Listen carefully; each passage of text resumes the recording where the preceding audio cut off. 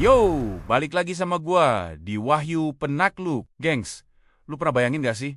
Gimana rasanya hidup di zaman dimana nggak ada polisi, nggak ada hukum, dan siapa yang kuat? Dialah yang berkuasa. Kita sering dengar cerita pahlawan revolusi yang pegang senapan, pakai seragam rapi, teriak merdeka. Tapi realitanya di lapangan tahun 1945 itu nggak seindah di buku sejarah sekolah, men. Itu zaman Edan, zaman di mana batas antara pejuang dan penjahat itu tipis banget. Hari ini, gua bakal bawa lu mundur ke tahun 1945, ke kota Medan. Di sana, ada satu nama yang bikin orang gemeteran cuma denger namanya doang. Seorang king of crime, raja tega, residivis kelas kakap bernama Ahmad Boyan. Tapi, kekuasaan sang raja jalanan ini terusik. Bukan sama tentara nikah, bukan sama Jepang, tapi sama satu orang yang datang nantang dia duel 1 lawan 1 Tenggeng Kozon. Tanpa senjata, taruhannya harga diri dan nyawa. Siapa yang menang jadi bos, siapa yang kalah harus tunduk jadi kacung. Ini adalah kisah nyata duel legendaris antara Ahmad Boyan vs Sibarani, duel yang akhirnya melahirkan pasukan paling mengerikan di Medan area, pasukan Cap Kampak. Siapin kopi, lu pasang headset, kita masuk ke ceritanya. Oke. Sebelum kita masuk ke baku hantamnya, gua harus kasih tahu lu dulu konteksnya. Biar lu paham, kenapa duel ini penting banget. Akhir tahun ke 1945, Indonesia emang udah proklamasi, tapi di Medan kondisinya chaos parah, bro. Pemerintahan Republik Indonesia waktu itu ibarat bayi baru lahir. Masih lemah. Koordinasi antara Jakarta sama daerah tuh kacau balau. Sementara itu, tentara Jepang yang kalah perang udah bodo amat. Dan tentara sekutu nikah mulai masuk lagi mau ngejajah. Nah, di tengah kekosongan kekuasaan atau vacuum of power, ini yang naik panggung siapa? Yaki, Bene, para bandit. Kota Medan waktu itu beneran rawan. Martin Sitompul dalam tulisannya di Historia menggambarkan kalau gerombolan bandit itu merajalela di seantero kota. Lu jalan dikit, dompet hilang. Lu ngelawan, nyawa melayang, perampokan, pencopetan, pembunuhan, itu menu sarapan sehari-hari warga Medan saat itu. Hukum rimba berlaku. Asterisk. Survival of the fittest asterisk. Di tengah kekacauan ini, muncullah sosok Ahmad Boyan. Dia ini bukan preman kroco, gengs. Menurut Tengku Lukman, sinar dalam kronik mahkota Kesultanan Serdang, Ahmad Boyan ini markasnya di Tembung, sebelah tenggara kota Medan. Dia ini residivis. Tahu kan residivis? Orang yang udah bolak-balik penjara, dan dia kabur dari penjara pas situasi lagi rusuh. Seniman Augustin Sibarani bilang, Ahmad Boyan ini kriminal kelas kakap, dia punya karisma, dia punya nyali, dan yang paling penting, dia brutal. Gak ada yang berani nyenggol dia di Medan bagian Tembung. Dia itu king-nya para penjahat. Nah, di sisi lain, ada para pemuda revolusioner yang gerah lihat kota Medan dikuasain kriminal. Mereka ini tergabung dalam Pesindo, Pemuda Sosialis Indonesia Medan, yang dipimpin sama Sarwono Sastro Sutarjo. Si Sarwono ini mikir keras, gimana caranya kita ngelawan Nike atau sekutu kalau kota kita sendiri digrogoti sama preman. Akhirnya, tanggal 25 November tahun 1945, Sarwono punya ide gila. Dia ngebentuk badan intelijen dan polisi istimewa bernama Markas Pengawal Pesindo. Visinya Sarwono ini unik, bro. Dia sadar, buat ngelawan bandit, lu nggak bisa pakai cara halus. Lu butuh orang yang ngerti jalanan juga. Asterisk, it takes a wolf to catch a wolf asterisk. Tujuannya satu, menguasai kota Medan dengan cara merekrut para bandit lokal. Gokil nggak tuh? Preman mau dijadiin tentara. Tapi masalahnya, gimana caranya nundukin raja bandit kayak Ahmad Boyan? Nggak mungkin dong lu datang bawa proposal, Bang Ahmad, gabung yuk. Bisa diketawain lu. Atau minimal digebukin anak buahnya. Makanya, Pesindo butuh jagoan mereka sendiri. Dan orang yang dipilih buat misi bunuh diri ini adalah Sibarani. Sibarani ini jabatannya Inspektur Umum Markas Pengawal Pesindo. Tapi, jangan bayangin dia kayak inspektur polisi kantoran yang perutnya buncit ya. Salah besar. Sibarani ini mantan petinju, bro. Posturnya digambarin.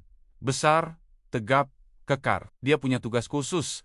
Ngumpulin semua copet, garong, dan residivis buat dibina jadi pejuang. Dan target utamanya sekarang adalah big boss-nya, si Ahmad Boyan. Sekarang bayangin situasinya. Sibarani, si petinju, berbadan kekar perwakilan Republik, jalan masuk ke wilayah kekuasaan Ahmad Boyan. Ini kayak masuk ke kandang macan. Semua mata anak buah Ahmad Boyan pasti ngeliatin dia.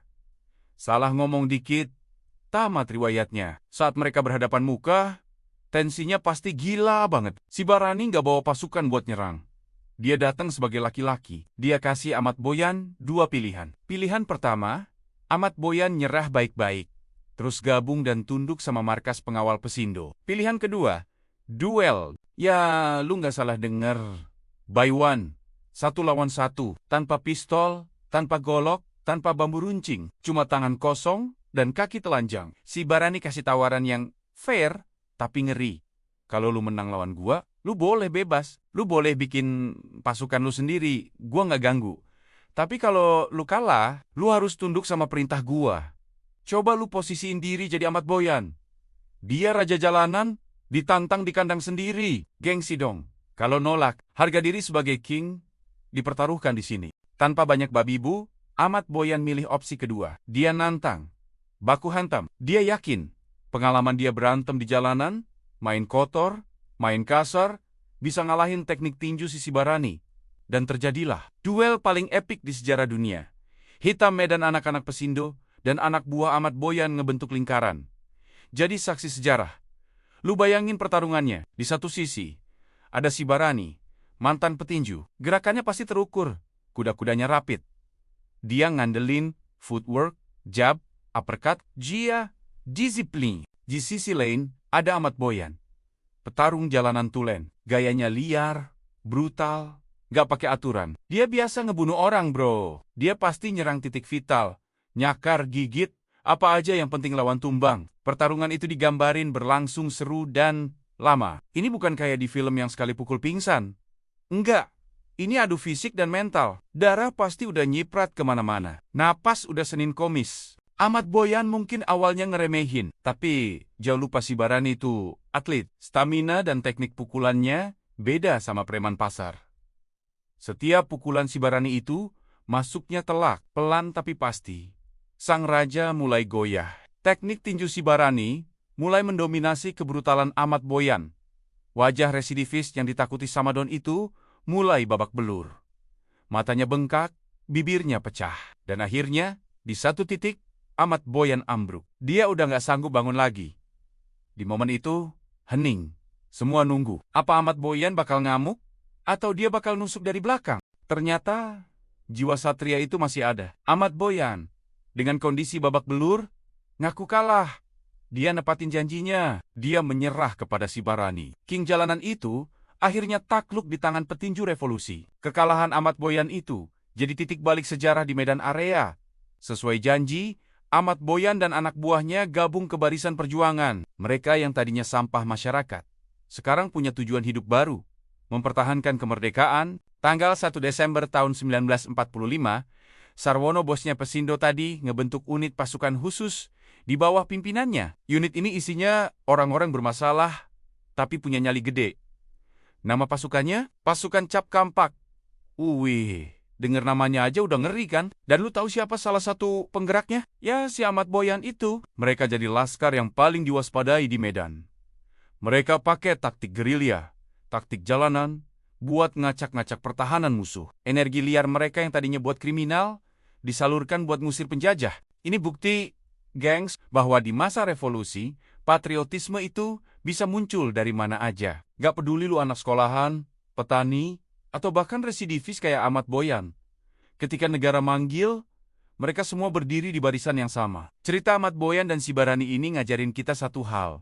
Terkadang, buat naklukin monster, lu gak butuh malaikat. Lu butuh monster lain yang lebih kuat, tapi punya hati. Gimana menurut lu, gengs? Keren gak kisah duel preman zaman old ini? Kalau kejadian ini difilmin, siapa aktor Indonesia yang cocok jadi Ahmad Boyan dan si Barani?